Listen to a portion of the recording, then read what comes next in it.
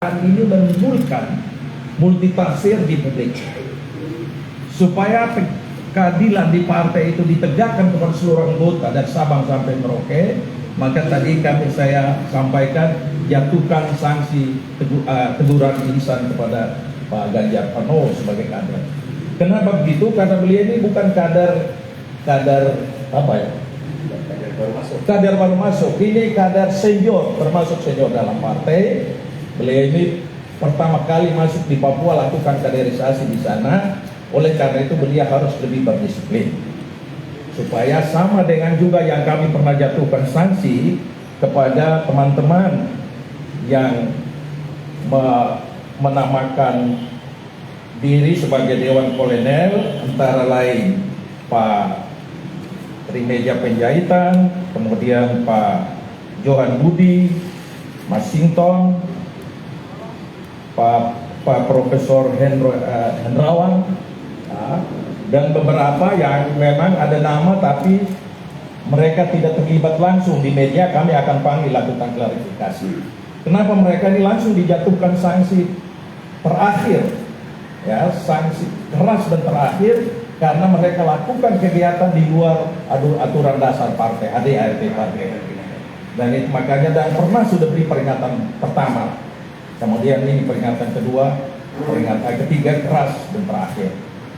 Kalau Bung Ganjar tadi saya sampaikan, meskipun pernyataan itu tidak melanggar aturan, tapi menimbulkan multitafsir di media, kami juga memberi sanksi teguran lisan.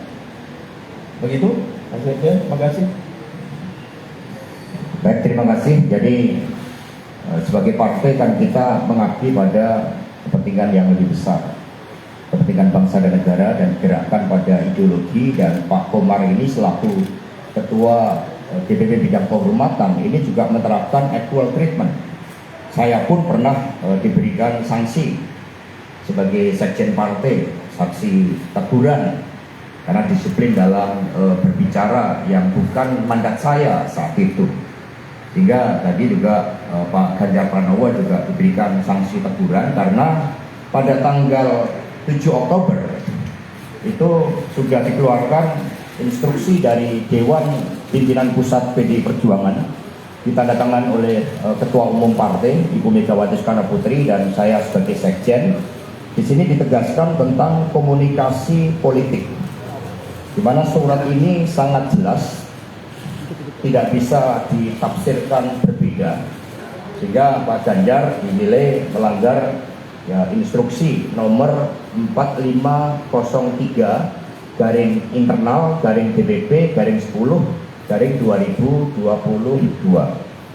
Karena persoalan bangsa dan negara yang kita hadapi saat ini tidak ringan, ya, menuntut konsentrasi penuh dari seluruh partai.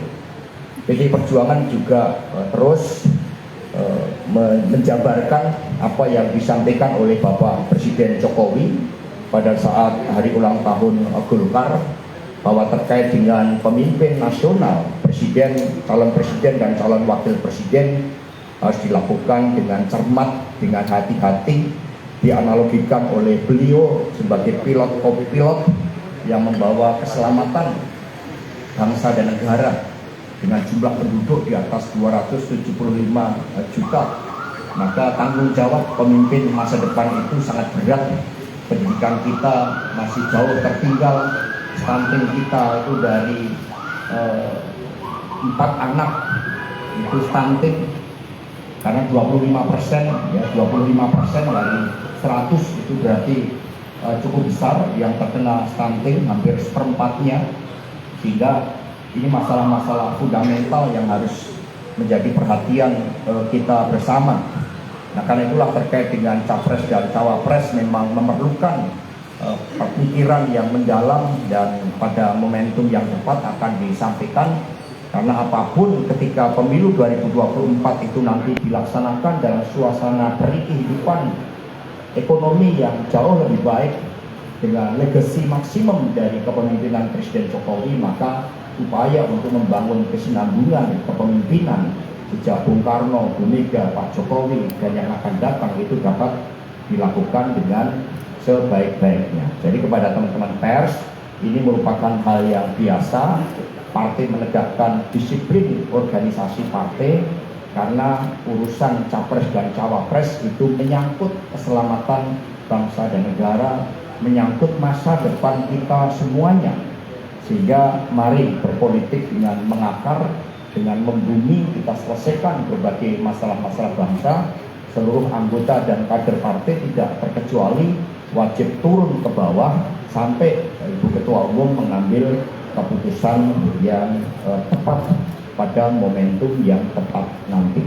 Itu yang dapat kami sampaikan. Sekali lagi kami mengucapkan terima kasih atas kehadirannya.